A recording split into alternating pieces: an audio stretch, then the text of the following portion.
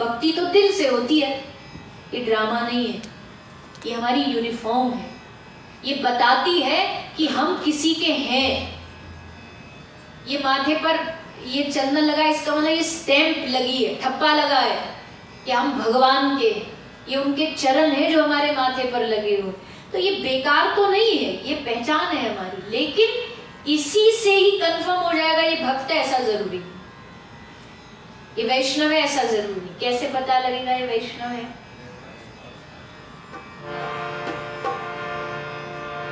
महात्मा गांधी गाते थे अपनी प्रार्थना सभा में रोज, क्या गाते थे?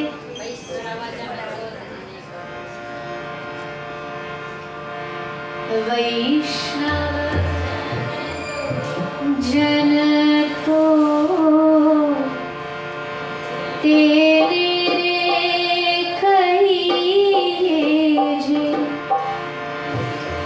पीर पराई जाने रे,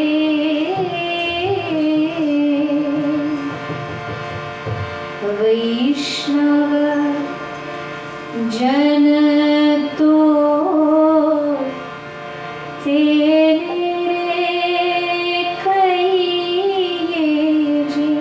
तेरे पीर पराई जाने रे, वैष्णव जन तो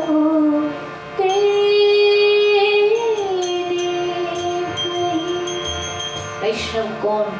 जो दूसरों की पीड़ा को समझता है, दूसरों के दुख को समझता है। एक बार श्री एकनाथ भगवान, एकनाथ संत हुए हैं महाराष्ट्र के, श्री एकनाथ जी गंगोत्री से रामेश्वरम जा रहे थे। दोनों एकदम एक दूसरे के ऑपोजिट है, बहुत दूरी पर है। तो गंगोत्री से अपने हाथ से गंगा मैया का जल लेकर के ले जा रहे थे रामेश्वरम में भगवान की शिवलिंग को अभिषेक करने के लिए। बहुत लंबा रास्ता, महीने भर लग गए उसको पूरा करने में, पूरा जंगल कष्ट सब पूरा करते करते रामेश्वरम अब आने ही वाला था। उससे पहले छोटा सा फॉरेस्ट था, उससे गुजर के जा रहे थे। तभी उन्होंने क्या देखा? एक गधा, गधा समझते हैं ना, गुजराती में क्या बोलते हैं? गधेड़ो। तो वो गधा वहां पर बेचारा पड़ा हुआ बेहोश और आंखें बंद थी, सांस बड़ी मुश्किल से ले पा रहा था। तो एकनाथ जी जब उसके पास गए और वहां से कोई राहगीर जा रहा, उससे पूछा भैया इसको क्या हुआ? बोले महाराज 2-4 दिन से यहीं पड़ा है, प्यासा है, इसको बहुत प्यास लगी हुई है, पर सब आते निकल जाते, अगर पानी नहीं मिला तो ये मर जाएगा। जैसे एकनाथ भगवान ने सुना तो तुरंत उन्होंने अपने घड़े से वो गंगा जल जो गंगोत्री से लेकर के आए हैं भगवान शंकर को अभिषेक करने के लिए, उस जल को लेकर के गधे को पिला दिया। अब किसी ने कहा कि प्रभु ये क्या कर रहे हो आप? अरे इतना मेहनत की आपने, इतना दूर से आप गंगा जल लाए और आपने इस गधे को पिला दिया, क्या आप जल चढ़ाओगे भगवान रामेश्वर को? कैसे खुश करोगे, कैसे प्रसन्न करोगे? तो एकनाथ भगवान ने कहा कि देखो, गंगा जल नहीं, सादा सिंपल जल चढ़ा के उनको चढ़ा दूंगा, पर मैं एक बात जानता हूं, अगर आज मैंने इस गधे को जल नहीं पिलाया ना, तो मैं रामेश्वरम भगवान को भले इस जल से अभिषेक भी करा दूं, पर मुझे पता है वो खुश नहीं होगा, वो प्रसन्न नहीं होगा। इसीलिए उसकी प्रसन्नता के लिए मुझे पता इसके मुख में गया मतलब वहां गया। और जैसे भगवान एकनाथ जी ने बोला ना, गधे से रामेश्वरम भगवान प्रकट हो गए। रामेश्वरम स्वयं उनकी परीक्षा के लिए यहाँ आए थे और वो परीक्षा में पास हो गए। बड़ा सीधा सा मतलब है, जो दूसरों की पीड़ा को समझे, जो सम्य भगवान का दर्शन करे, वही है भक्त, वही है वैष्णव। और जो पीड़ा को नहीं समझता हो, दूसरों को कष्ट देता हो, वो मानव नहीं है, वो बिना सींग वाला दैत्य है। दैत्य मतलब राक्षस वही नहीं होता जिसके, जो हमें बताए जाते हैं लंबे लंबे सींगों वाला होगा, बड़े बड़े नख। मानव शरीर में भी आज के समय में बहुत ऐसे लोग हैं जो मनुष्य का शरीर धारण करके दैत्य ही बने फिर रहे। माफ करना मेरी बात बुरी लगे तो, पर ये जो जितने भी मांसाहार खाने वाले हैं ना, ये बिना सींग वाले, जो किसी पशु को मार करके अपना आहार बना सकता, उसमें और दैत्य में फर्क नहीं है कोई। देवता और दानवों में बस इतना सा ही फर्क है। एक बार देवता और दानवों ने सोचा कि देखो भाई, देवता बोले कि एक काम करो, हम हैं तो भाई भाई, हमारी भले माता अलग हो पर पिता तो एक ही है, कश्यप भगवान। हम माता अदिति के वंशज है, तुम दिति के वंशज हो। एक काम करो, लड़ाई झगड़ा छोड़ते, काम करो, चलो पार्टी करते हैं, दावत करते हैं, तुम सब हमारे स्वर्ग में आना, हमने तुम सबको इनविटेशन दे रहे हैं, आप सब आओ भोजन करो हमारे में। दैत्य आ गए भोजन करने के लिए, पंक्ति लाइन में बैठ गए। अब देवताओं ने कहा कि तुमको भोजन तो मिल जाएगा, लेकिन एक शर्त है। और शर्त क्या थी? शर्त ये है कि तुमको भोजन खाना है बिना अपने हाथ को बेंड की, बिना हाथ को मोड़े आपको भोजन करना। अब बताओ कैसे करोगे? भोजन के लिए तो हाथ ऐसे तो आप खा ही नहीं सकते, कैसे खाओगे? देवताओं ने दैत्यों ने कोशिश करी, तो यहाँ से यहाँ फेंका, यहाँ से वहां फेंका, फेंकते फेंकते कुछ भी हाथ न आया। अब दैत्य बोले चलो तुम खाओ। तो देवता बैठे, और देवता जब बैठे तो दो पंक्ति, दो लाइन बना करके बैठे, एक दूसरे को फेस करके बैठे, एक लाइन इधर एक लाइन उधर, बीच में रखी भोजन की थाली, और उसने लेकर के उसको खिला दिया, उसने लेकर के इसको खिला दिया। न भोजन वेस्ट हुआ, ना भूखे रहे, और ना शर्त अनुसार जो हाथ नहीं मोड़ना था वो भी नहीं हुआ। इसका मतलब क्या? इसका मतलब ये है, जो दूसरों को देना जानता हो वो देवता, और जो बस मेरा मेरा मेरा मेरा करे, ना तो उसको खुद को मिलता है, ना उसका खुद का पेट भरता, ना वो किसी और का पेट भरता। देवता वही है।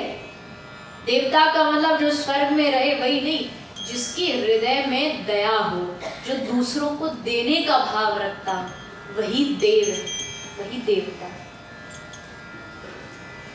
इसीलिए देखो, देने के मौके बहुत आते हैं हमारे पास। कोई बेचारा असहाय है, गरीब है, उसको आवश्यकता है हमारी, और भगवान ने हमें उसके लायक सामर्थ्य दिया है अगर हमारा, तो वहां से कभी चूकना नहीं चाहिए।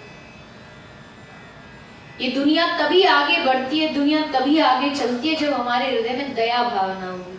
नहीं तो मनुष्य को पशु बनने में ज्यादा देर नहीं लगती है। कितना कष्ट हम देते हैं पशुओं को, जीवों को। आज के समय में मुझे बड़ा दुख होता है, किन शब्दों में कहूँ, क्या बोलूं। कोई ऐसी कथा नहीं होती जिसमें मैं ये निवेदन नहीं करती हूँ, भैया पशुओं को मारना बंद करो, जीवों की हत्या करना बंद करो, उनका आहार बनाना, उनको खाना बंद करो। या भगवान ने दुनिया में कोई कमी छोड़ी हमारे लिए? नेचर ने कोई कमी छोड़ी हमारे लिए? कितना कुछ दे दिया हमें। मेवा खाओ, मिष्ठान खाओ, ढोकला खाओ, फाफड़ा खाओ, गांठिया खाओ, ऊंधियो खाओ, और जो भी जितना आपके सब होता, कितना प्रकार की वैरायटीज होती है, सब खाओ। वही गलत खा करके पेट क्यों भरना? आजकल की जो यंग जनरेशन है उसको संभालना कितना जरूरी है। उनके लिए ये सब खाना पीना नॉर्मल सब्जी जैसा, फल जैसा हो गया जहाँ जाते हैं। और भारत सनातन धर्म के बच्चे आजकल बीफ खाने से नहीं संकोच करते। कितने दुख की बात है, कितने कष्ट की बात है। हृदय में दया हो जीवों के प्रति, वो नहीं होगी तो सब बेकार है। ये महामारी आई, ये जो कोविड आया, ये कोई अचानक से नहीं बरसा है। ये सब हमारे कर्मों का परिणाम है। जो हमने पशुओं के साथ किया वो भगवान ने, नेचर ने, प्रकृति ने हमारे साथ किया। उसको हमको फेस करना ही पड़ेगा, आज नहीं तो कल। उसका परिणाम बड़ा खतरनाक है, भयानक है। इसलिए हमें पहले से सावधान।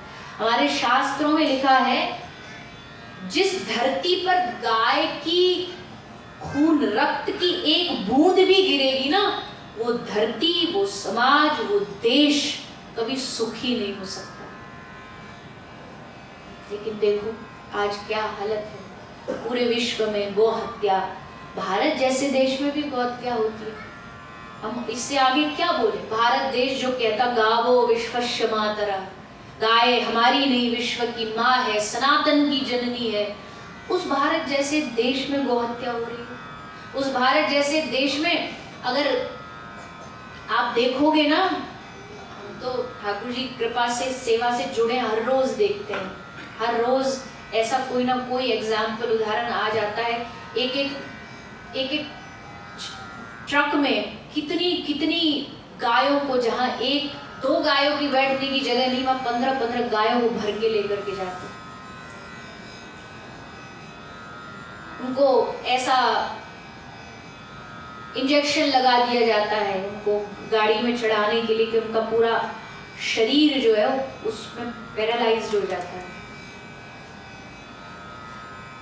वहां से थोड़ा बहुत गाय बचती है, मान लो कत्ल खाने जो स्लॉटर हाउस होते हैं वहां से थोड़ी बहुत गाय बचती है, तो अगला जो स्टेप है, आप भारत देखो, सब जाते हैं आप में से, ऐसा कोई नहीं जो भारत नहीं गया, सब जाते रहते हैं। और आपने देखा भी होगा सड़कों पर जो गायों की हालत होती है ना, सारा जो घर का गंदगी, प्लास्टिक, लोहा, कांच सब बांध करके प्लास्टिक में उसको नोट बांध करके कचरे पे फेंक देते हैं। गाय आती है, उसमें से उसको स्मेल आती है थोड़ा छिलके की और उसकी, और वो खाने के साथ साथ प्लास्टिक खा जाती है। और प्लास्टिक एक ऐसा प्रोडक्ट है जो कभी पिघलता नहीं, डाइजेस्ट नहीं होता, वो एक दूसरे से मिलता उसकी रस्सी, रोप जैसी बन जाती है, उसको ऐसे बड़ी मुश्किल से खींचना पड़ता है। और कोई ऐसा नहीं इतनी प्लास्टिक 70 से 80 केजी प्लास्टिक तक गाय के पेट से निकाली गई है ऑपरेशन से। इतनी प्लास्टिक गाय खाती है। ग्लास, कांच, कॉइन्स, कोक का जो टॉप होता है, ढक्कन होता है, वो न जाने कितनी सारी चीजें गौ माता के पेट से। कई गाय तो कई दिन तक खाना बंद कर देती है। जब खाना बंद कर देती है इट मीन्स कि इसके पेट में प्लास्टिक जमा। और ऐसा ही नहीं, भारत की किसी भी रैंडमली आप किसी गाय को उठा लो, किसी भी गाय को रैंडमली उठा लो और ऑपरेशन कर दो, आपको उसके पेट से प्लास्टिक मिलेगा ही मिलेगा। इतनी बुरी दशा है। आप कहोगे ये हमें सुनाने की क्या जरूरत, हम तो रहते नहीं वहां पर, जो रहता है वो देखे। वो सही बात है, उसके प्रयास में, उसकी कोशिश में हम सब लगे हैं, संत समाज लगा है, विद्वत समाज लगा है। लेकिन जब तक हर वर्ग, हर व्यक्ति जिनका संबंध सनातन धर्म से, और सनातन धर्म भी नहीं, मैं तो कहूँ सारे विश्व में अगर ये सारी चीजें, ग्लोबल वार्मिंग, फलाना ढिमका, इतनी सब चीज, इनको रोकना है तो गाय की रक्षा जरूरी है। ये हम नहीं कह रहे, बरसों से साधु महापुरुष कहते आ रहे, और कितने साधु महापुरुषों ने इसके लिए बलिदान दे दिए, अपने प्राणों का बलिदान दे दिया कि किसी भी तरह हमारी गौ माता की रक्षा। हम तो बलिदान भी नहीं दे रहे, हम अपने आप को भले कह दें हम बड़े गौभक्त हैं। मैं भी भगवान की कृपा से जहाँ जाती हूँ, अरे बड़ी अच्छी गौ सेवा करते। हम उस कैटेगरी के है ही नहीं कि हम ये कह सके कि हाँ हमने गाय के लिए इतना कुछ कर दिया। ये है थोड़ा बहुत जितना ठाकुर जी की कृपा से भगवान ने वाणी दी है उसके माध्यम से कोशिश करते हैं कि वहां तक सेवा जितनी हो सके करने का प्रयास करते। बाकी हम कोई बड़े गौ भक्त ऐसा नहीं है, पर कोशिश एक एक बूंद से गड़ा भरता कहते हैं ना। तो सब जब जुड़ते हैं, सबकी भावनाएं जब जुड़ती है, तब जाकर के ये जो गौ हत्या भारत में बढ़ रही है, गौ पर अत्याचार भारत में बढ़ रहा है, ये सब खत्म हो गया। अभी पिछले सत्संग में मैंने बताया गाय आई थी हमारे अस्पताल में, उसको कोई स्लॉटर हाउस ले जा रहा था, ट्रक में उसको भरना था, कैसे चढ़ाएं, तो उसने उसको थोड़ा कमजोर करने के लिए उसको एक गोली मारी, जो बुलेट होती है ना, गोली मारी, गोली जाकर के उसके पांव से पार हो गई। एक गोली के बाद वो बच गई, एक गोली लगी और भगवान की कृपा से कि जाको राखे साइया मार सके ना, एक गोली से बच गई। पर वो कहते हैं ना दैत्य किसी भी रूप में आ सकता है, उसने दूसरी गोली गाय को मारी, तो दूसरी गोली भी जाकर के गाय के गले में लगी और गले से भी वो जहां उसकी नर्व थी उसके बीच में से निकल के चली गई, दोनों से वो बच गई। आई अस्पताल में, उसको कोई लेकर के आया, 2 गोली लगी हुई और उसका खाना पीना बंद हो गया था एकदम। तो पहले 4-5 दिन तो डॉक्टर ने उसको ग्लूकोज दे करके, ड्रिप दे करके उसको खिलाया पिलाया, क्योंकि जब खाना बंद हो जाता पानी तो ग्लूकोज से ही गायों को जीवित रखा जाता। अब नेक्स्ट स्टेप, वो एक गोली तो पार हो गई, एक जो पैर वाली गोली थी वो स्टक हो गई पैर में। अब उस पैर में स्टक जो हो गई, अब उसको 2 ही ऑप्शन है, या तो वो धीरे धीरे उसके यूरिन के साथ बाहर निकल जाए, या फिर धीरे धीरे उसका जो अंदर की जो मांसपेशियां है वो उसको कवर कर लेंगी तो इन्फेक्शन नहीं फैलेगा। ये 2 ही ऑप्शन थे। तो दूसरा जो ऑप्शन था वही रखा डॉक्टर्स ने। धीरे धीरे वो बुलेट जो है वो कवर हो गई। आज उसको मेरे ख्याल से 6-7 महीने, साल अप्रोक्स हो गया होगा। वो गाय आज भी अस्पताल में है, एकदम स्वस्थ है, खाती है पीती है। बुलेट उसके अब भी पैर में है, वो निकली नहीं है, पैर में है, इन्फेक्शन नहीं बढ़ा। और खुशी की बात, और ज़्यादा अच्छी बात ये कि उसका फिर एक छोटा सा बछड़ा हुआ। और भी खुशी की ये बात कि वो इतनी सीधी गाय है कि अकेले अपने बछड़े को दूध नहीं पिलाती। वहाँ अस्पताल में कई ऐसे बछड़े हैं जिनको माँ जन्म देते ही मर जाती है, तो उनको उन 9-10 बच्चों को वो अकेली गाय दूध पिलाती। दूध भी भगवान की कृपा से उसका बहुत अच्छा है, तो सबको कभी कोई आके लग जाता है, कभी कोई उसके आगे पीछे सब बछड़े जो है वो घूमते। गाय में इतना वात्सल्य होता है। और मैंने आंखों से देखा, गाय ही नहीं, बकरी भी कई बार आती हमारे अस्पताल में, सब रहते हैं और भी पशु रहते हैं। तो बकरी का बच्चा आता है, वो गाय के थन से लग जाता है, गाय पिला देती है, रोकती नहीं है। कोई बहुत ही अलग बात है, नहीं तो गाय सबको दूध पिला देती। और वैसे भी हम सबका जीवन तो, अब भले ही आप यहाँ US अमेरिका विदेश में जाकर के रह रहे हो, पर हम सबका जो जीवन है ना वो बना ही गाय के दूध से है। पहले के समय में कहीं नहीं ये बॉर्नवीटा और ये प्रोटीन पाउडर कुछ नहीं होता था। गाय का दूध ही सारा प्रोटीन पाउडर था, गाय का दूध ही सब कुछ था। पर धीरे धीरे हमने, अब तो भारत में भी कहाँ कोई गाय का दूध उपयोग करता है। तो मेरे कहने का भाव बस इतना है कि हम सबको जीवों के प्रति दया रखनी चाहिए। जो चीज जीवों को कष्ट देता है, जैसे एक उसमें बहुत बड़ा जो रोल है वो लेदर का है। लेदर मुझे लगता है हम सभी उपयोग करते हैं, किसी ना किसी टाइप से उपयोग करते हैं, शूज, पर्स, बेल्ट, ये वो।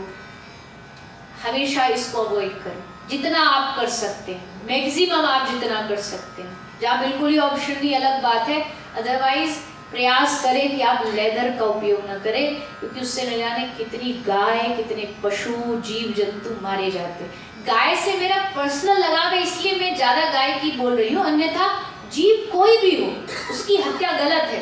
गाय नहीं मरनी चाहिए तो क्या भैंस मर जानी चाहिए? वो भी जीव है। कई बार मुझे लोग बोलते हैं गाय गाय गाय, अरे भैंस मर रही है उस पर भी तो बोल, भैंस से क्या दुश्मनी? मेरी कोई दुश्मनी नहीं है, पर गाय में वात्सल्य ज्यादा है। अगर किसी ने कभी भारत में गाय पाली हो ना अपने घर में तो उसको पता होगा, इतनी समझदार प्राणी होती है गाय। तुम एक गाय को टाइम लगा करके, एग्जैक्ट जो टाइम है आपका 9 बजे रोटी खिला दो, ऐसी ही किसी गाय को, शहर की गाय को, अगले दिन ठीक उसी समय पर तुम्हारे दरवाजे पर आके खड़ी हो जाती है। इतना उसको ज्ञान होता है। और वही भैंस, कंपेयर भैंस से करो तो तुम उसको घी के लड्डू भी खिला दो, मोहनथाल खिला दो तो नहीं आएगी, लेकिन गाय में इतनी बुद्धि होती।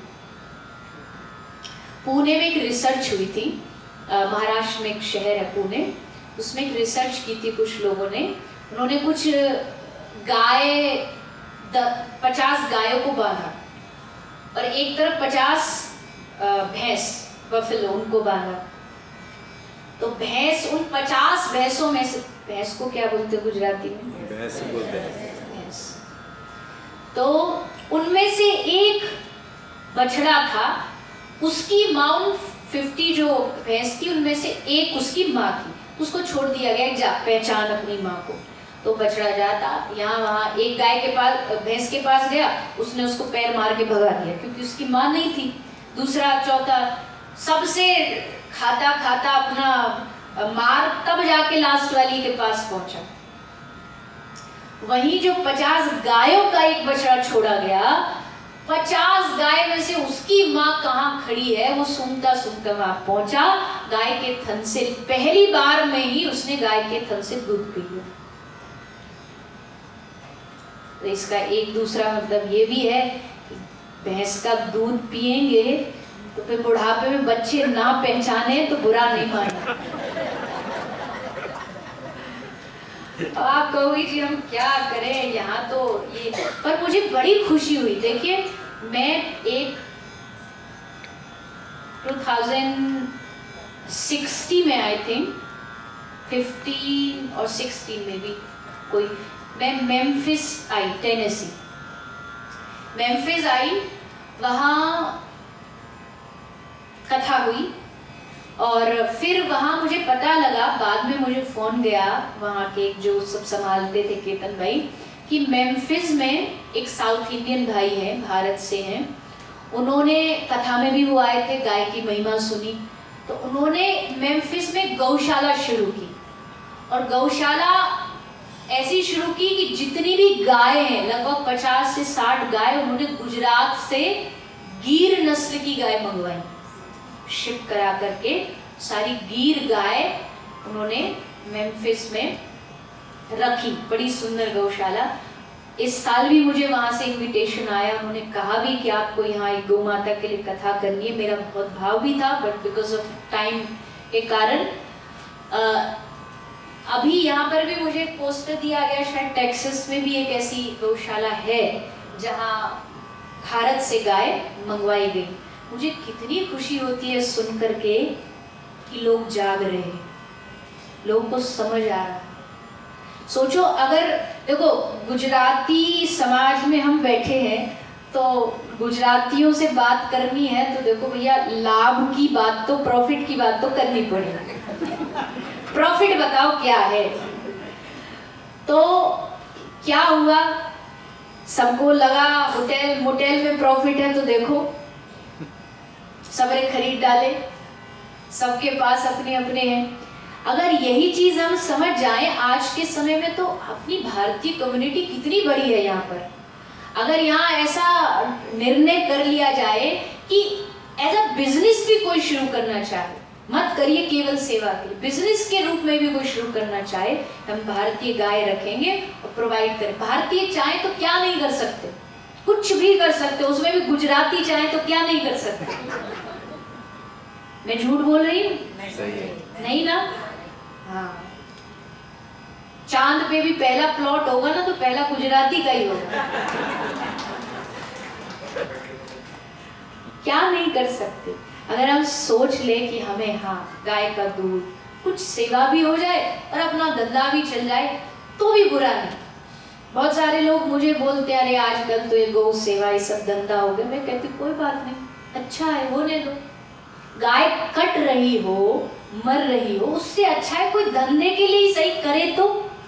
अगर किसी को लगता है ये सिर्फ बिजनेस है, मैं अपना भी कह रही हूँ, अगर किसी को लगता है ये सब भारत वाले गाय गाय करते रहते हैं, वह धंधा करते हैं, इस करने के लिए ना माफ करना, मैं कोई ऐसा नहीं कह रही मुझे कोई घमंड है अभिमान है, पर सेवा करने के लिए ना बहुत बड़ा जिगर चाहिए। आसान नहीं है सेवा, आसान बिल्कुल नहीं है। ये जो बीते कोविड साल गए ना, कोविड के समय में लोगों के पास घर में 5 फैमिली मेंबर्स थे, उनको पालना उनको चलाना भारी पड़ गया।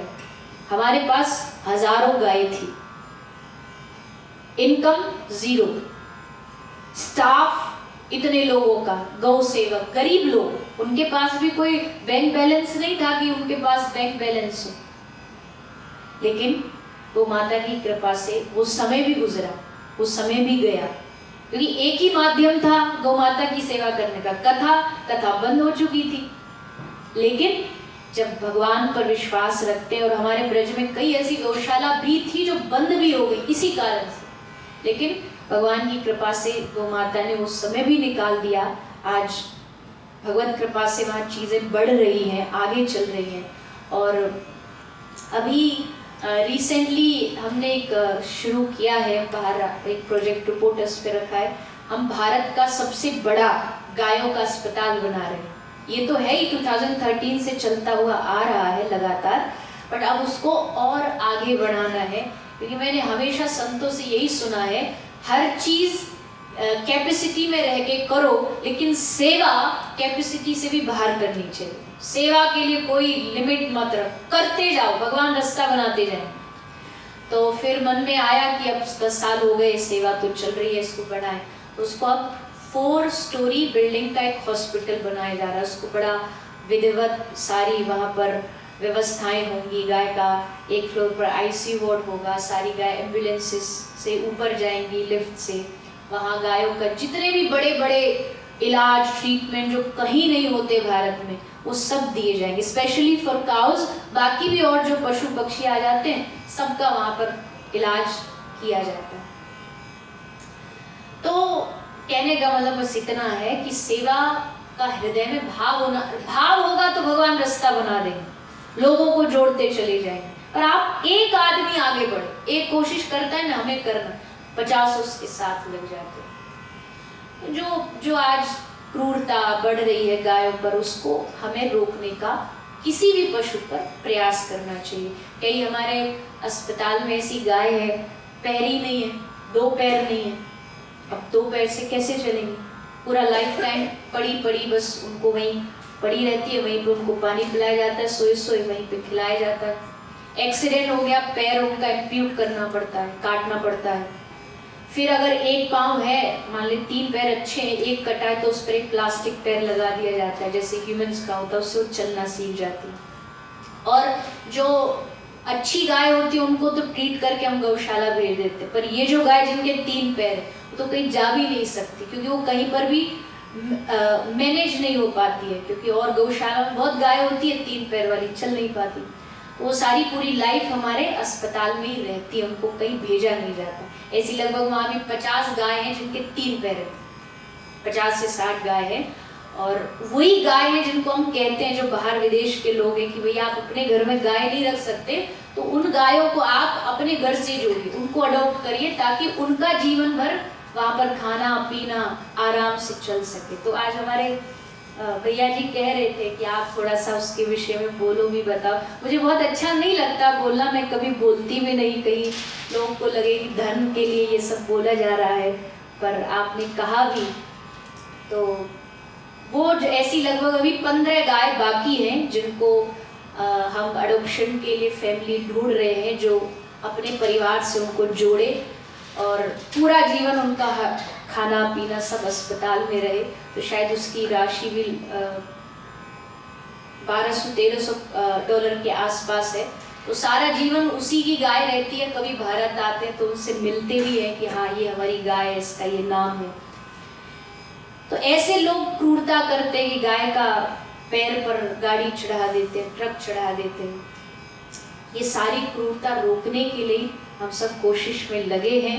हाँ, पता है काम बहुत बड़ा है, सारे देश से, पूरे विश्व से वो हत्या को मिटाना आसान नहीं है, लेकिन वो गिलहरी है ना, वो राम जी के सेतु वाली, वो माटी में जाती है, पानी में जाके फिर माटी में आती है। तो किसी ने कहा कि तेरे इससे क्या ब्रिज बन जाएगा? तो क्या कहती है कि ब्रिज बने न बने, सेतु बने न बने, पर कम से कम अपने दिल से मैं ये कह पाऊंगी कि मैं भी उसकी एक छोटी सी हिस्सेदार थी, मैंने कोशिश तो की। तो क्या बदलेगा पता नहीं, पर जब भगवान के पास जाएंगे तो गर्व से सीना तान के कह सकेंगे कि कोशिश की हमने, प्रयास किया हमने, तन मन धन लगा करके। बहुत सारे लोग पूछते हैं इतनी मेहनत किस लिए? इस शरीर की भी अपनी लिमिट होती है। आज मुझे कम से कम पिछले एक साल हो गया आफ्टर कोविड, शायद ऐसे कोई 2-3 दिन कंटिन्यू में घर रही होंगी, 2 या 3 दिन। हर जगह क्यों इतना परिश्रम? अपने लिए कोई इतना परिश्रम कैसे करेगा? अगर पैसे ही कमाने का होता तो बिजनेस के बहुत सारे रास्ते हैं, दुनिया में बहुत सारे उपाय। लेकिन मैं हमेशा कहती हूँ जब भगवान के द्वार पर जाएंगे ना, तो हमसे 2 क्वेश्चन किए जाएंगे, और 2 क्वेश्चन पर हमारी लाइफ के 50-50 मार्क्स डिपेंड करते हैं। पहला क्वेश्चन किया जाएगा, क्या तू दुनिया में जाकर के, क्या तू अपनी जीवन में खुश रहा? आपने अगर कह दिया हाँ, तो 50 मार्क्स मिल गए, पर बाकी 50 दूसरे क्वेश्चन पर डिपेंड करते हैं। वो दूसरा क्वेश्चन होगा, अगर तू खुश रहा तो क्या तूने वो खुशियां दूसरों में बांटी? अगर उसका भी आंसर यस हुआ तो मिलेंगे 100%, और तब जाकर के पास हो। ये 2 क्वेश्चन कभी भी भूलने नहीं चाहिए हमें, इनकी तैयारी हमेशा रहनी चाहिए। कभी बुलावा आ जाए, मेक श्योर कि इनका आंसर यस ही हो। एक का भी अगर आंसर नो हो गया ना, 50 में पास नहीं होने वाले, वापस यही भेज दिए जाए, चलो जाओ दोबारा एडमिशन दो। खुश रहो, प्रसन्न रहो, लेकिन उस प्रसन्नता को दूसरों में बांटो, दूसरों में खुशियों को बांटो। तो वैष्णव जन तो ते ने कहिए, जे पीर पराई जाए, यही वैष्णव का लक्षण है। तो अब भक्ति के विषय में हम थोड़ी कल चर्चा की, आज भी अभी आगे करेंगे। कल भगवान का स्वभाव कैसा है वो बताया, आज हमको कैसा स्वभाव भगवान के लिए बनाना है उस पर थोड़ी सी जो समय बाकी है उस पर चर्चा करेंगे। उससे पहले आइए एक भजन गा लें। आज तो हमारे रिदमिस्ट भी हैं, बढ़िया साथ भी दे रहे हैं, तो एक भजन गाते हैं। जिनको सीरियस बात से थोड़ी बहुत नींद भी आ गई होगी तो वो जाग सकते हैं फिर से।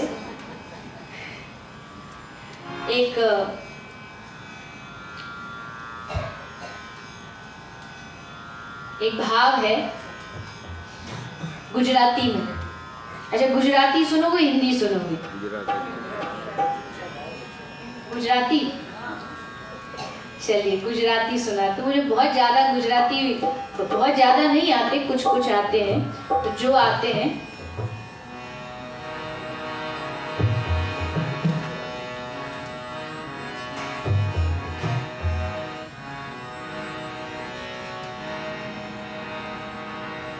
एक भगवान और भक्त की एक बार आपस में गेम हुई। भगवान ने कहा कि हम एक गेम खेलते हैं, और गेम था हाइड एंड सीक। तो भगवान ने पहले जीव को कहा, जा तू छुप जा जहां छुपना है। तो इंसान छुपा घर में, मंदिर में, दुकान में, तो भगवान ने हर जगह जाके ढूंढ लिया।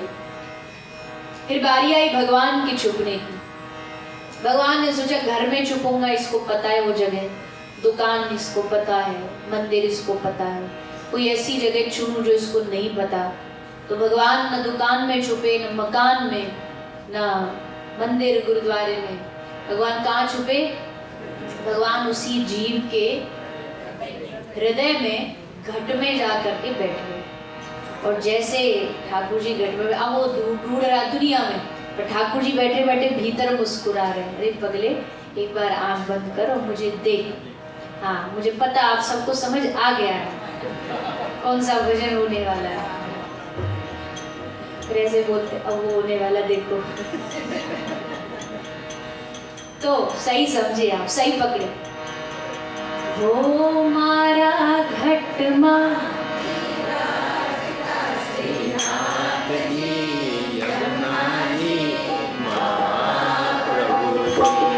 मारा घट मां विराजता श्रीनाथ जी, यमुना जी महाप्रभु जी। मारा घट मां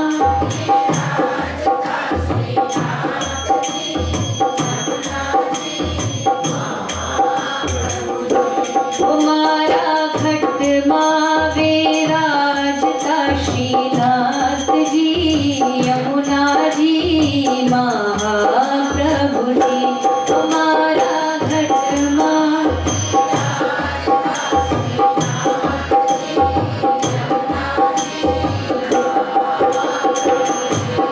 मारू मनडू छे गोकुल वन रावण, मारू मन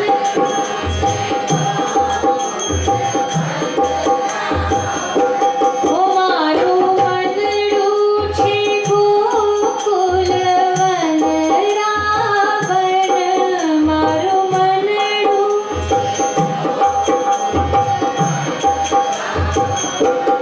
मारा तन नागणिया मां तुलसी नावन, ओ मारा प्राण जीवन। ओ मारा घट मां विराजता श्रीनाथ जी, यमुना जी महाप्रभु जी। ओ मारा घट मां, सभी तालियों की सेवा करते हैं।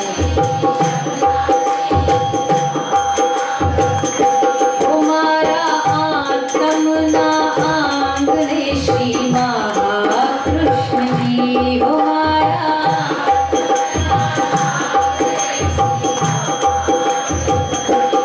मारा आत्म ना आंगले श्री महाकृष्ण जी। मारा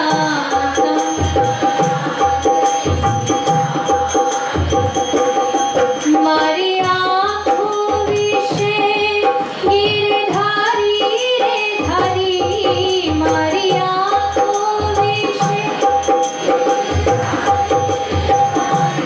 मारी आँखों विषे गिरधारी रे धारी, मारी आँखों विषे मारो तन मन गयो जे वारी रे वारी, मारा श्याम मुरारी। मारा घट मां विराजता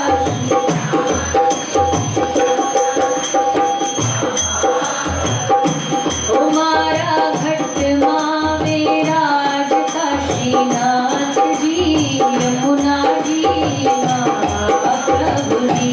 हो मारा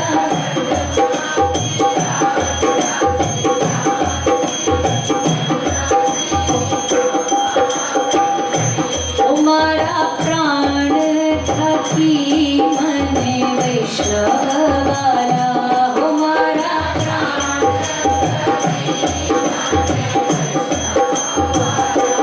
मारा प्राण थकी मन वैष्णव वाला। हो मारा प्राण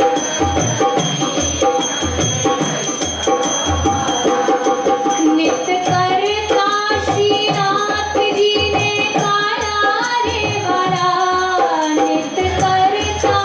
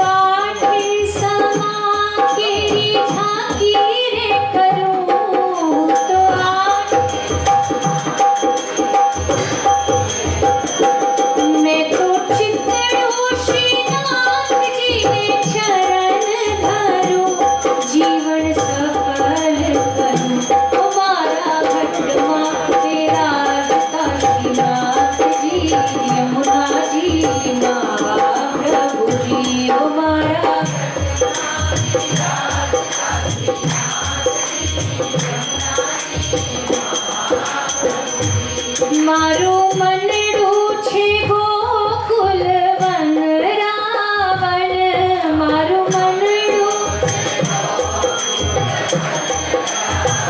ओ मारो मनडू छे गोकुल वन रावण मारो मनडू छे मारा तनना गणिया तुलसी नावन ओ मारा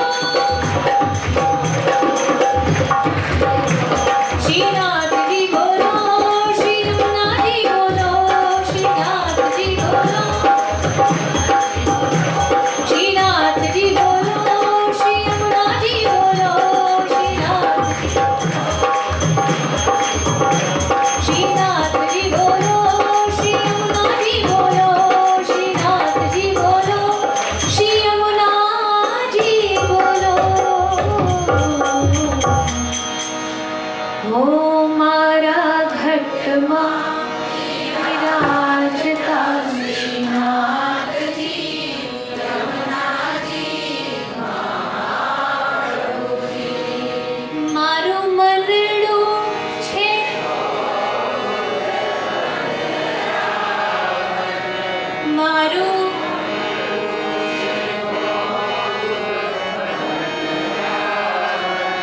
मारा तन ना गणिया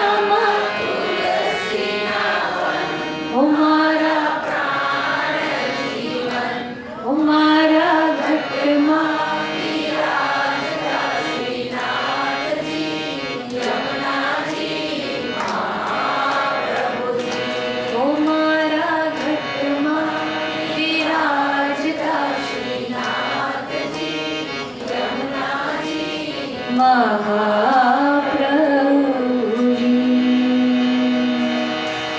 द्वारिकाधीश की। ये तालीम मेरे लिए थी कि अपने लिए थी? दोनों के लिए थी। मेरे लिए ज्यादा होनी चाहिए ना, मेरी भाषा नहीं है। अब आए ना मजा, मेहनत का कुछ तो फल होना चाहिए। नहीं, ऐसे हंसी के लिए है। मुझे पता है दूसरा भाषा जब बोलता है ना, वो समझ आ जाता है कि ये दूसरी भाषा वाला है, तो गलतियां तो रही होंगी, पर भाव बड़ा प्यारा है।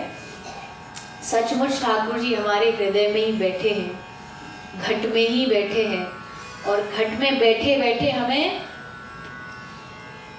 हमेशा इंस्ट्रक्शन भी देते रहते हैं, बताते रहते हैं दुनिया में क्या गलत है क्या सही है।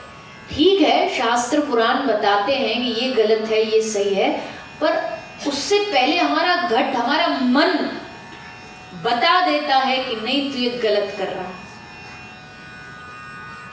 लेकिन उसके बाद भी ये मन बड़ा चंचल है, कैसे तेरा भजन करूं। मन को सब पता है सही क्या है गलत क्या है, और ये मन जो है ना, ये बड़ी टेढ़ी चाल चलता है, बहुत चतुर है, बहुत चालाक है। कहीं से जा रहे हो रास्ते से और वहां बोर्ड पर, नोटिस बोर्ड पर लिखा हुआ हो यहां झांकना मना है।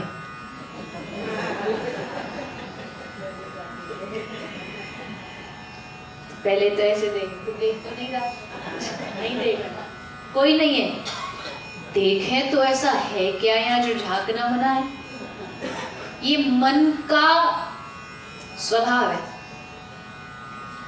कहीं किसी के घर गए, उसके घर में बहुत सारी डायरी किताब बुक रखी हो तो नहीं देखेंगे, पढ़ी है कोई बात, पर जिस डायरी पर लिखा हो personal diary, please do not read it, तो मन करेगा अच्छा पर्सनल, पर्सनल क्या है इसमें, देखो तो।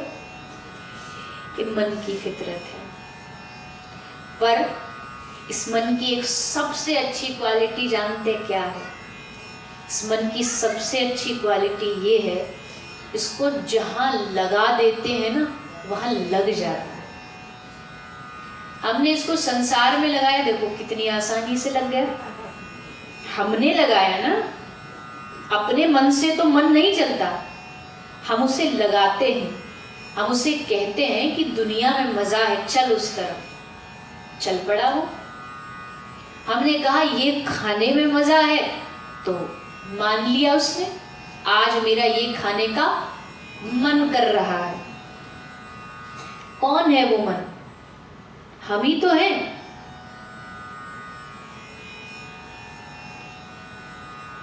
हमने इस मन को संसार में लगाया, ये लग गया। जिस दिन हम इस मन को बड़ी आसानी से भगवान की, धर्म की ओर लेकर के जाएंगे ना, ये वहां भी लग जाएगा, हटेगा नहीं, भागेगा नहीं। हाँ, कई जन्मों की प्रैक्टिस है इसको संसार में लगने की, थोड़ा समय लग सकता है, पर चरैवती चरैवती, धीरे धीरे चलते चलते, सने सने, धीरे धीरे ये मन को भगवान में भी लगाया जा सकता है। इम्पॉसिबल नहीं। जिन्होंने पाया उन्होंने मन से ही तो पाया। मीरा ने भगवान को पाया, कैसे पाया? मन से पाया। सूरदास ने पाया, मन से पाया। तोरा मन दर्पण कहलाए।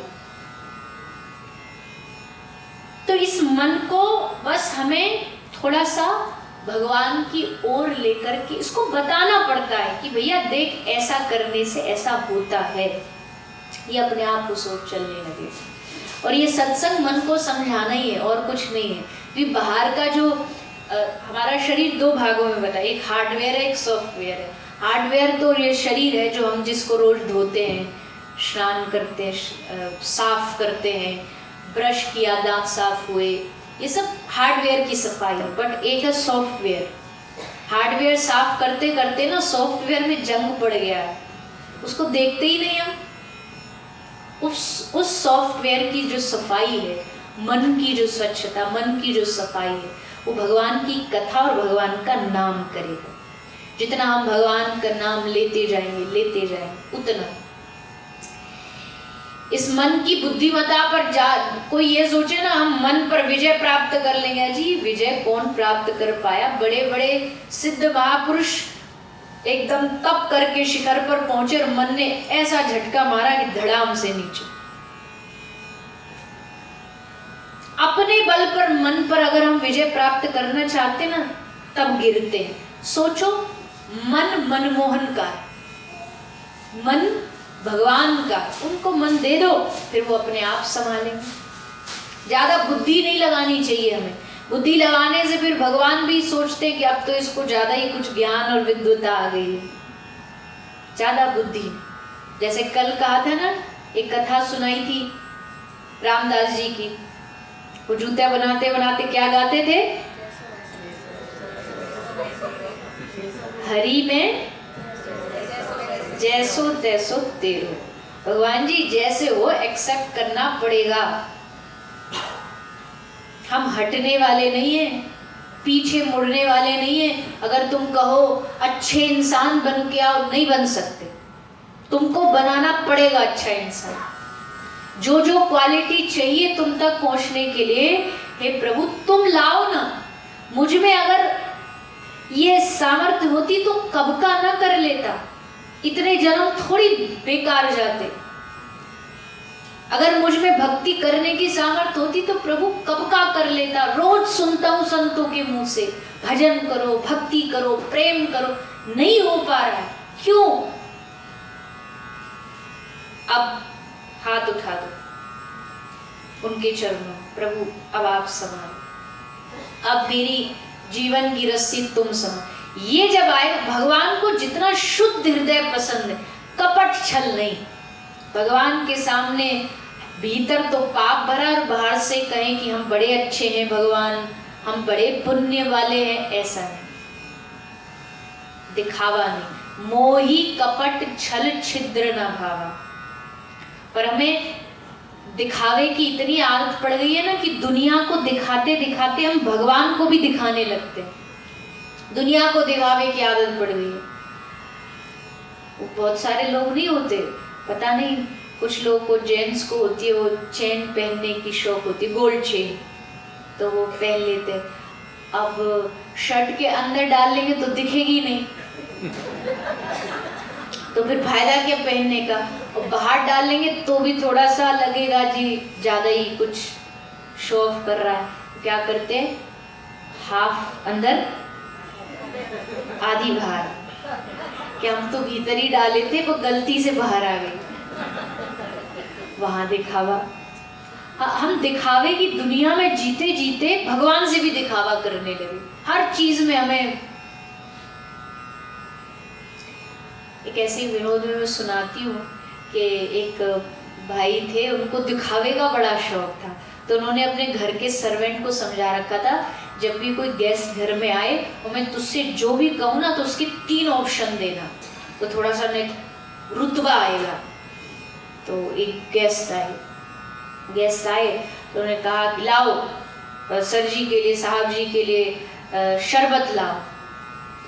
तो सर्वेंट ने पूछा कि साहब जी कौन सा शरबत लेंगे आप, बादाम का, केसर का, खसखस का? तो उसने कहा बादाम दे दो। उसके बाद भोजन, साहब जी भोजन करेंगे, क्या खाएंगे आप चाइनीज खाएंगे, आप भारतीय खाएंगे, कि आप इटालियन खाएंगे? तो आज इटालियन खाएंगे। अच्छा ठीक है। फिर बोला जाओ, हम साहब के साथ कहीं घूमने जाना चाहते हैं, हमारी गाड़ी निकालो। तो बोला साहब कौन सी गाड़ी निकाले? BMW निकाले, मर्सिडीज निकाले, रोल्स रॉयस निकाले। वो साहब के लिए रोल्स रॉयस निकालो। अच्छा सब जी ठीक है। अच्छा सुनो, वो हमारे पिताजी को भी बोल देना, वो भी हमारे साथ चलेंगे। बोले साहब जी कौन से? दिल्ली वाले, कलकत्ता वाले कि मुंबई वाले? दिखावे में आदमी कभी कभी फंस भी जाता है।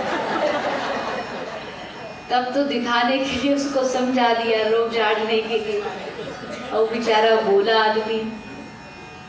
इतना हमको दिखावे का शौक होता है।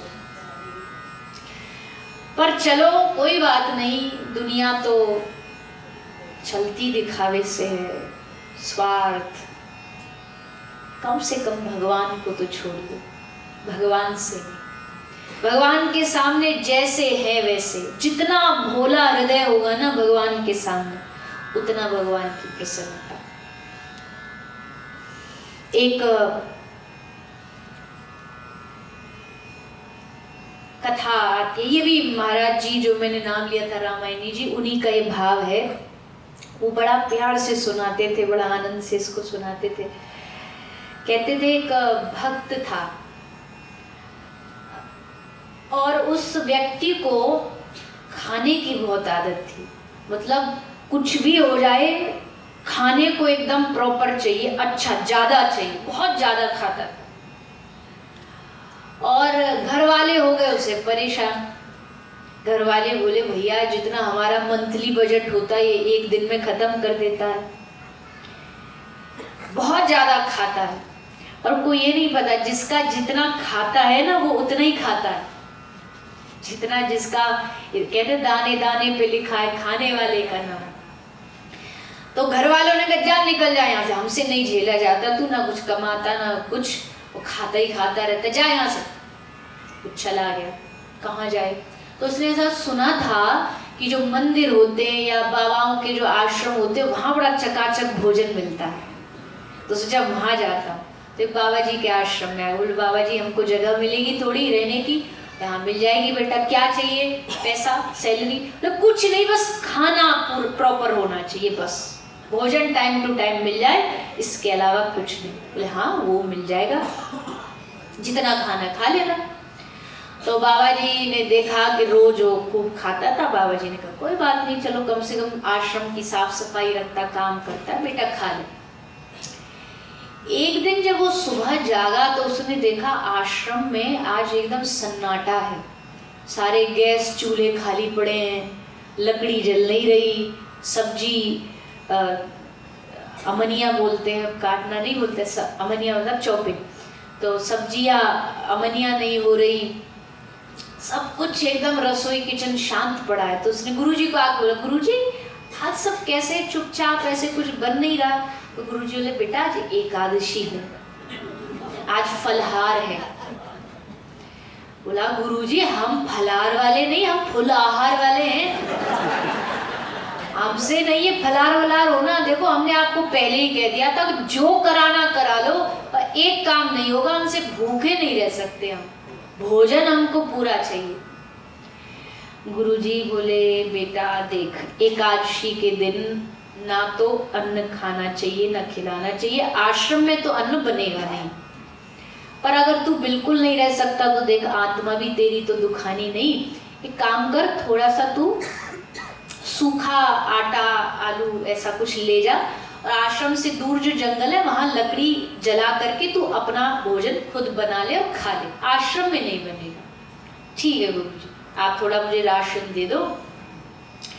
अच्छा बेटा सुन, एक काम करना, जब तेरा भोजन बन जाए ना तो भोजन बनाने के बाद उसको भगवान को भोग लगाना, उनको खिलाना तब खाना, ठीक है? राम जी का भक्त था, बोले राम जी को भोग लगाना फिर खाना। तो वो ले आया आटा दाल आलू लेकर के, उसने बनाया भोजन और भोजन बना करके पका करके सामने रखा और हाथ जोड़ करके भगवान को कह रहा है आचमनी अर्घा न आरती यहाँ यही मेहमानी, रूखा सूखा खाओ प्रेम से पियो नदी का पानी, राजा राम आइए सीता राम आइए मेरे भोजन का भोग लगाइए। महाराज प्रभु आप आओ और आकर के हमारे भोजन प्रसाद का भोग लगाओ। तो भगवान नहीं आए तो उसने फिर कहा, भूल कर दोगे यदि तज दोगे भोजन रूखे सूखे। अगर आपको ये लग रहा हो ना, अरे बेकार रूखा सूखा भोजन है ना, इसमें घी ना कुछ, तो भूल कर दोगे यदि तज दोगे भोजन रूखे सूखे, क्योंकि आश्रम में है आज एकादशी, बैठे रहोगे भूखे। जो ऐसे काम चला लो और नहीं मिलेगा आपको। कहीं सोचे बैठो इसका रूखा सूखा क्यों खाऊं, आश्रम में माल खाऊंगा, कुछ नहीं मिलना आज। तो जैसे उसने पुकार लगाई आंख बंद करके, राजा राम आइए मेरे भोजन का भोग लगाइए, तो प्रगटे प्रभु कौतुकी कृपाला, प्रकट हो गए भगवान। जैसे प्रकट हुए भक्त ने आंख खोली खुश होकर कि राम जी आए हैं, और जैसे आंख खोली तो मुंह लटक गया। क्यों? बोले राम बहम दिसी जान की। राम जी आए तो अकेले नहीं आए, अपनी बेटर हाफ को संग लेकर के आए। तो राम बाम दिसी जान की, और इस बेचारे ने भोजन बनाया था कि एक हम एक राम जी, 2 लोग का भोजन, ये हो गए 3, खाना 2 का। अब तो महाराज क्या करे, बेचारे ने सोचा घर पे गेस्ट आए तो वो भूखा नहीं रहना चाहिए ना, तो चलो कोई बात नहीं, अब 2 का है, तुम दोनों खा लो, हम आज ऐसे ही रह जाएंगे। दोनों को खिला दिया, राम जी जानकी जी दोनों खा लिए। बेचारा भूखा सूखा घर आ गया। अगले 15 दिन और फिर एकादशी आई। एकादशी आई तो गुरुजी बोले, बाहर जाके, गुरुजी वो क्या है ना, वो तो दो तो वही आते हैं, आपने जो हमको सामग्री दी वो बस 2 के बराबर थी, हो जाते हम 3, तो इसलिए महाराज ये आपको 3 के लिए देनी पड़ेगी। तो गुरुजी हंसने लगे। गुरुजी को लगा बेचारा ऐसे ही इसको ज्यादा भूख लगती है इसलिए बहाने मार रहा है, जा बेटा इसको 3 का दे दो, 3 लोग का दे दो। तो 3 लोग का दिया, जाकर के इसने भोजन बनाया, प्रसादी बनाई, भोग लगाया, राजा राम आइए सीता राम आइए मेरे भोजन का भोग लगाइए। और जैसे भोग लगाया तो प्रगटे प्रभु कौतुकी कृपाला, कौतुकी भगवान प्रकट हुए, और जैसे प्रकट हुए तो राम बाम दिसी जानकी और लखन दाहिने हो। आज भक्त बोला, ये भाई साहब कौन है? बोले ये हमारे भाई साहब हैं। तो बोले पहले क्यों नहीं बताया आपने ये भी आएंगे? बोले बता के थोड़ी आया जाता है, जिसका जब मन करे आ सकता है। अच्छा तो तीनों ही खाओगे आप? तीनों ही खाएंगे, जब तूने तीनों को बुलाया तो लो लाओ। तो बेचारे ने अर्पित कर दिया, तीनों खा लिए। अगली एकादशी को राशन बढ़ा के लाया, राशन बढ़ा करके लेकर के गुरुजी से आया। इस बार इसने क्या सोचा, भोजन बनाएंगे बाद में, पहले इनको बुला लो। इनका भरोसा नहीं है, ये पूरा खानदान चल पड़े।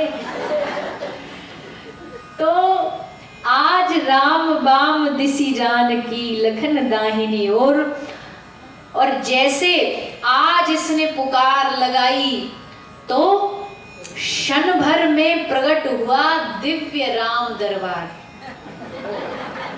आज पूरा पूरा दरबार ही उतर आया। राम लखन भरत शत्रुघ्न हनुमान सारे आकर के डेरा डाल करके बैठ गए।